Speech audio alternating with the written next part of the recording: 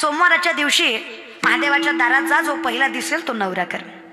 शंडीला माता सोमवाराच्या दिवशी महादेवाच्या मंदिरात गेली आणि त्या दिवशी गर्दी असते म्हणून एका बेकारानं ठरवलं होतं की गर्दी व्हायच्या आधी दर्शन घ्यावं, म्हणजे गर्दीत आपल्याला मेळ लागणार. कुणी ठरवलं? भिकाऱ्यानं. म्हणून भिकारी फार पटकन दर्शन घ्यायला आला, कारण तो कुष्ठरोगी होता, त्याचे हातपाय झडलेले होते. तो कुष्ठरोगीच पहाटे पहाटे त्या शांडीला मातेला महादेवाच्या मंदिरात दिसला. पण ती म्हणली आपल्या बहिणीनं सांगितलंय पहिला दिसला तोच करायचा, ऑप्शन बघायचा, दुसरा चांगला येईन, तिसरा असं नाही करायचं. पहिला दिसला तोच करायचा. शास्त्र तुम्हाला पहिला दिसला तोच करायचा. केलं महाराज. त्याच्या गळ्यात महादेवाच्या पिंडीवरची माळ घातली, पती म्हणून स्वीकारलं म्हणून सांगितलं. हातपाय झडलेले असल्यामुळे टोपलीत बसवला आणि डोक्यावर घेतला. टोपलीत बसवला आणि डोक्यावर घेतला, निघाला महाराज. हां, पण त्याची इतकी बुद्धी भरमिष्ट होती, इतकं मूर्ख होता तो. वर बसल्या बसल्या त्याला जाता जाता एका सुंदर वेश्येचं घर दिसलं. खरं सांगा, ह्याला बायको भेटली असती का? इतकी सुंदर सुशील, इतकी पातिव्रत्य सांभाळणारी पोरगी याला बायको भेटली. पण काही म्हणा माय मावले, ह्याला किंमत नसती असं तुम्ही म्हणता म्हणून मी ऐकलंय महाराज. बरं का, चांगलं भेटलं त्याची किंमत नाही. खरंय की नाही माय? काय वय वय म्हणता म्हणजे तुम्ही लय गुणाच्या. आपलं बी चुकतं का काहीतरी महाराज. त्यांचं आपण सत्ययुगातल्या कथा ऐकतोय, हे कलियुग आहे महाराज. इथं आपण लय त्यांची बराबरी करायची नाही. तो मूर्खच होता. त्याला कळलं होतं या मुलीनं आपल्याला पातिव्रत्यासाठी नवरा केलाय, ही पातिव्रत्य सांभाळणारी दिसते, हिनं तसं वचन घेतलंय, आपण जो म्हणाल ते ही बाई करणार आहे. घरी गेले. तो पती म्हटला शांडिले, तुला वाटतं ना मी तुझ्यासोबत सुखाचा संसार करावा, मी तुला पत्नी म्हणून स्वीकारावं? मी तुला तेव्हाच पत्नी म्हणून स्वीकारेल ज्यावेळेस तू मला वेश्येजवळ नेशील आणि त्या वेश्येला सांगशील की माझ्या नवऱ्याचा स्वीकार कर. आता कुठली वेश्या कुष्ठरोगाचा स्वीकार करणार आहे?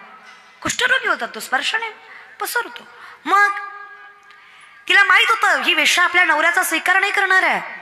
काय पातिव्रत्य म्हणावं. ती शांडीला माता रोज पहाट व्हायच्या अगोदर ब्रह्ममुहूर्तावर त्या वेश्येच्या दारात जायची, सडा रांगोळी काढायची, पाणी मारायची, तुळशीला पाणी घालायची. महाराज तिथं तुळस नेऊन ठेवली, तिथे रांगोळी काढायची, सगळं करायची. तिचं सगळं दार घर बार सगळं स्वच्छ करून जायची. कित्येक तरी दिवस तिने असंच केलं. मग विचार केला वेश्येनं एके दिवशी, कोण आहे जे माझ्या दारात येऊन काम करून जात आहे, माझ्यासारख्या नीच कुळाच्या बाईचं दार स्वच्छ करून जात आहे, कोण आहे? म्हणून ती एके दिवशी रात्रीच महाडीवर लपून बसली आणि पहाटे पहाटे तिने बघितलं एक सुंदर देखणी जवान तेजस्वी तरुणी येतेय आणि ती आपल्या दारात झाड लावट करतेय, ती आपल्या दारात सरळ टाकतीये, रांगोळी घालतीये. जाताना तिचा हात धरला, कोण ग माय तू? चांगल्या घरातली दिसतेस, माझ्या दारात काम करायचं कारण काय? म्हटली आई, माझ्या नवऱ्याचं मन आलंय तुमच्यावर, माझ्या नवऱ्याचा स्वीकार करा. वेश्येनं विचार केला, कशी बाई आहे ज्या नवऱ्याला वेश्येजवळ स्वीकार करावा म्हणून तिच्या दाराचं झाडलोट करते. काय झालं तुझ्या नवऱ्याचा स्वीकार करायला? कुष्ठरोगी माझा नवरा, त्यांचं मन आलं तुमच्यावर आणि माझ्या नवऱ्याचं मन राखणं हे पातिव्रत्य आहे माझं. विनंती माझी, चरणावर मस्तक ठेवते, आयुष्यभर तुमची दासी म्हणून राहते, तुमच्या आयुष्यभर दाराची झाडलोट करते, फक्त माझ्या नवऱ्याचा स्वीकार करा. डोळ्यातनं पाणी आलं वेश्येच्या. वेश्या म्हटली, अगं तुझ्यासारख्या पातिव्रत्य बाईची सेवा जर मला करता आली तर माझं सुद्धा सौभाग्य असेल, तू म्हणशील ते करायला तयार आहे, काही हरकत नाही, कसाही असू दे तुझा नवरा, घेऊन ये त्याला. टोपलीत बसवला नवरा, वेश्येच्या घराकडे आणणार तरी बी तू नीट बसला नाही. एक ब्राह्मण होते ज्यांना शिळावर जगाच्या मालकाने टाकलं होतं, त्यांच्याकडनं चूक झाली होती आणि त्या ब्राह्मणाच्या त्या जठर अग्नीतनं ते शूळ घुसलं होतं. चलत चलत टोपलीत बसून धक्का दिला. काय गरज आहे का? खोडच जात नाही जी त्याची मिळाल्याशिवाय. टोपलीत बसून त्या ब्राह्मणाला धक्का दिला, त्या ऋषीला धक्का दिला, त्यांना त्रास झाला आणि त्या त्रासामुळे त्यांनी शाप दिला की ज्याच्यामुळे मला हा त्रास झालाय तो सूर्योदयाच्या आत मरेल. आता मात्र शांडिलेनं टोपलीच टिकवली. म्हणली एकतर केला ती केला असला, बरं ती बी त्याच्या नादी लागला, बरं तिला कसं बसं म्हणलं तर आता ह्याला धक्का दिला, काय करू म्हणली ह्याचं. असं नाही म्हणली महाराज, ती पतिव्रता होती, पण ती म्हणली देवा किती परीक्षा बघशील र, किती किती त्रास देशील, किती त्रास देशील. बर चल, मी सामर्थ्यानं उभा आहे. महाराज तिनं सामर्थ्यानं सांगावं, हे सूर्या, तुझ्या उगवण्यामुळे जर माझ्या पतीचा प्राण जाणार असेल ना, तर साक्षात ठेव, ही शांडीला तुला सांगतेय, उगवशील ना तर भस्म करेल तुला. सूर्य उगवलं नाही. काय ताकद आहे. तो का म्हणे पतिव्रता तिची, सूर्य सुद्धा उगवला नाही महाराज, उगवलाच नाही. पण सृष्टीचं चक्र बिघडायला लागलं ना. लोकांनी विचार केला सूर्य उगवलाच नाही तर कसं. प्रत्येकानं जाऊन म्हणा, हो ताई ऐका, हो त्या सूर्याला उगवू द्या, नाही तर सगळं सृष्टीचं चक्र बदल, सगळं निसर्ग विस्कळीत होईल, लय अवघड होईल, उगवू द्या. ती म्हणली मला काय करायचंय तुमच्याहून, तिकडं त्रैलोक्य मर नका, माझ्यासाठी माझा नवरा सगळं आहे म्हणली. नवराच मेला तर तुमच्या त्रैलोक्याला काय करायचंय मला. सगळ्या तिन्ही लोकांपेक्षा मला कोण महत्वाचा आहे, माझा नवरा, त्याचा जीव महत्वाचा आहे. तो मेल्यावर मी काय करू तुम्हाला, मी तुमचं काय ऐकू, मी नाही ऐकणार. ते म्हटले ही असं आपलं ऐकणार, हिला ऐकायला हिच्यापेक्षा मोठी पतिव्रता आणली पाहिजे. आणि मग अनुसया मातेला सांगितलं की माते तिला सांगा सूर्याला उगवू द्या, नाही तर सृष्टीचं चक्र फिरल. हा, मग अनुसया मातेनं सांगावं उगवू दे सूर्याला, तुझा नवरा मरणार नाही याचा मी विश्वास सांगते. पतिव्रता होती ती, तिचा तिच्यावर विश्वास होता. सांगितलं सूर्याला उगव.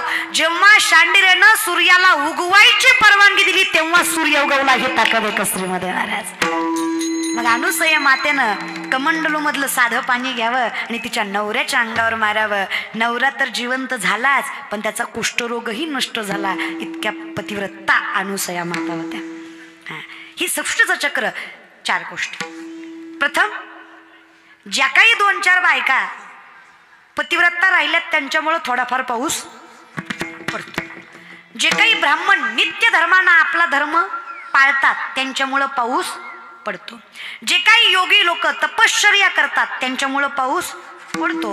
आणि जे काही भक्तगण जगाच्या मालकाचं नामचिंतन घेतात त्याच्यामुळे पाऊस पडतो. ह्या 4च माणसामुळं तेवढा पाऊस पडतोय. मग हा कमी पाऊस पडायचं कारण आहे पतिव्रता कमी झाल्यात, ब्राह्मण लोक आपला कुलाचार सांभाळणारी कमी झाल्यात, योगी कमी झाले आणि भक्तही कमी झाले. याच्यामुळं हे सृष्टीचं चक्र बिघडलं. म्हणून उन्हाळ्यात पाऊस, पावसाळ्यात ऊन, हिवाळ्यात. कळतंय? हे याचं कारण आहे. सृष्टीचं चक्र बदलायचं हे कारण आहे. ब्राह्मण लोक आपला कुलाचार पाळत, ब्राह्मणाचा नियम आहे 3 वेळेस आंघोळ करणं, पूजा पाठ करणं आणि जगाच्या मालकाचं नामचिंतन करणं. आई आता करतच नाहीयेत. ह्या कुलाचारामुळे पाऊस पडत नाही. पतिव्रता आपला पातिव्रत्य पाळत नाही म्हणून पाऊस पडत नाही. भक्त कमी झाले, जगाच्या मालकाला लोक मानणंच झाले. काय वाटतं लोकांना देव जाणे, पण जगाच्या मालकाला लोक मानतच नाही. पण ठीक आहे, त्याला मानू नका, स्वतःला तरी माना, स्वतःची तरी किंमत करायला शिका. मग काय, गुरुजी म्हणले पोराला जमणार नाही तुला. जाग्यावर आले का तुम्ही जाग्यावर आले का? गुरुजी म्हणले पोराला जमणार नाही तुला. पोरगा म्हणला जमून दाखवतो. गुरुजी म्हणले हे सोड, 20 रामायणाचे ग्रंथ घे, उद्यापर्यंतला एक जरी विकला ना पट्ट्या मास्तर नोकरी सोडून तुझ्या पाया खालून जाईल. सरांनी अंडरएस्टिमेट केलं, ग्राह्य धरलं, पोराने मनावर घेतलं, जिद्द ठेवली. दुसऱ्या दिवशीचं लेक्चर भरलं, सरांनी उभा केलं, का रे ग्रंथ विकले? त्यांनी खाली मान घातली. सर म्हणले विश्वास होते तुला जमणार नाही. वर्गा म्हणला थल, थगली इकली. सर म्हणले कस काय? लय थोपय म्हणला थल. प्रत्येकाच्या दलवाद्यात जायचं, दलवादा वाजवायचो. त्यांनी दलवादा उदलला, त्यांना फक्त म्हणायचं हे बदा हे लामायण, हे बदा हे लामायण, तुम्ही घेता का मी वाचून दाखवू? लोक म्हणले दिन होय पुढं, तुझ्याकडनं थिता ऐकण्यापेक्षा घेतलेलं बरं. स्ट्रॅटर्जी रे, गणिमी कावा. दुनिया झुकती आहे, झुकानेवाला. हां, पुढ्या फाडणाऱ्याला दुनिया झुकवता येत असते होय रे. अरे तुला वडापाव खाता येत नाही, तू तोडून खातो, तर तुझं तोंड वाचत नाही. अरे एवढं कर ना. तो विमलचा परिणाम आहे, आर्यमडीचा परिणाम आहे. अरे या कोडग्या लोकांना जिभेला चवही लागत नाही, त्या पुड्या खाऊन खाऊन बोलतो तिखट खावं लागतं यांना. मिरची खाल्ली तर हे म्हणतं अजून द्या. अरे मूर्ख, तुझी चव मिली, चोखतो कशाला? किती रस्सा वाढला तरी यांना तिखटच लागत नाही. पुड्या खाऊन खाऊन त्याच्यात काही प्राणच राहिला नाही. भोजन सात्विक असावं रे, चव कळावी जिभेला. इतके कसर दादा. इथं बसलेले गोवा, गुटखा, तंबाखू, दारू खाणारे पिणारे हातावरी करा. नो नो नो, इतकं व्यसन मुक्त गाव आहे का? 2-4च आहे ते. ते घ्या. ती काय स्वाभिमानाची गोष्ट नव्हती, पण तुम्ही केला, धन्य आहे तुम्ही. तुमच्या प्रामाणिकपणाला शतशः प्रणाम आहे माझा. आता काय बोलतो, एक साधं लेख म्हणून सांगते, बहीण म्हणून सांगते, ऐका बरं दादा. ज्यामुळे घरात दारात समाजात किंमत मिळत नसेल, ज्यामुळे जगाच्या मालकापासून आपण दुरावत असो आणि ज्यामुळे आपलं सामर्थ्य कमी होत असेल, असं व्यसन जर केलं नाही तर जीवनात अधोगती कमी होईल महाराज.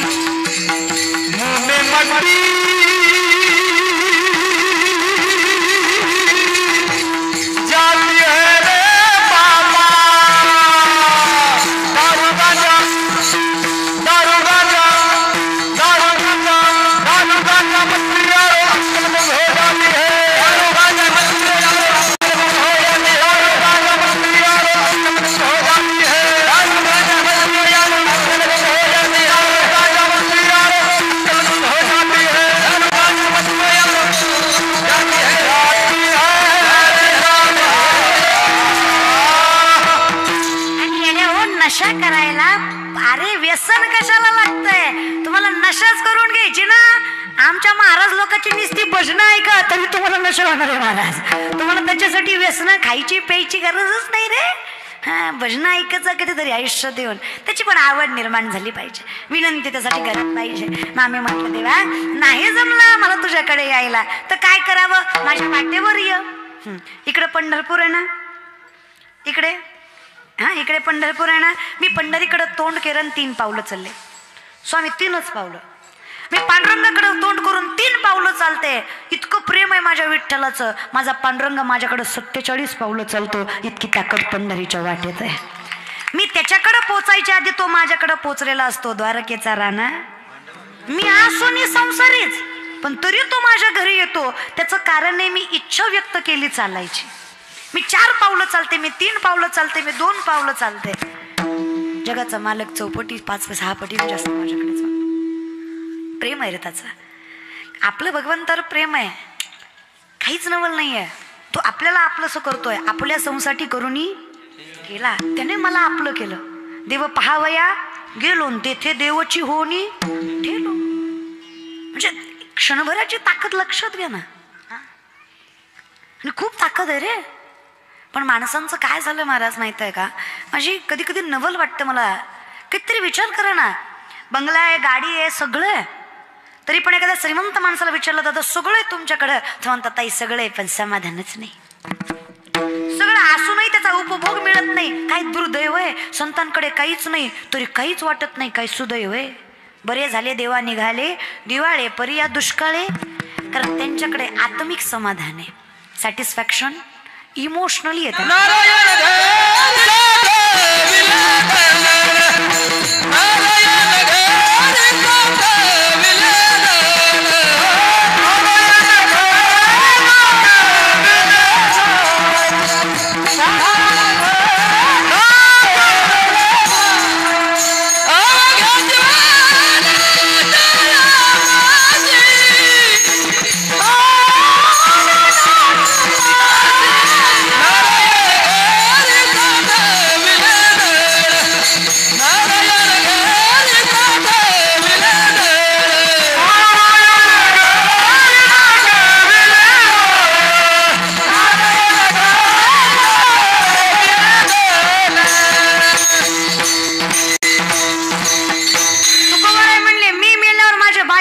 रडणारच नाही.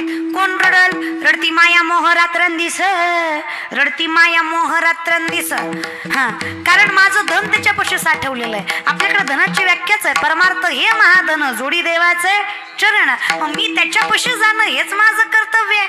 तो मला मिळणं हेच माझं कर्तव्य आहे. जिथं मला ज्ञात आहे, मला जाणीव आहे, मला माहीत आहे, मला अगदी आत्मीयतेनं त्याच्याविषयी ओढ आहे, तर मी तिथं जाणं हे माझं कर्म आहे. भगवंताच्या दारात जाणं हे माझं कर्म आहे. तिथं गेल्यानंतर भगवंताचं नामस्मरण घेणं हे माझं वर्म आहे.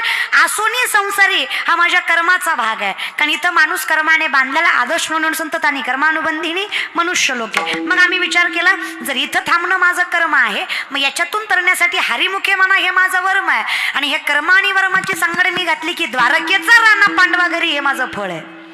या कर्मात मी हरिमुखे मनाचा वापर केला तर माझ्यासाठी अवघाची संसार सुखाचा करीन, अवघेची त्रैलोक्य आनंदाची. आता फक्त चरणी जगन्नाथा चित्त ठेले. कारण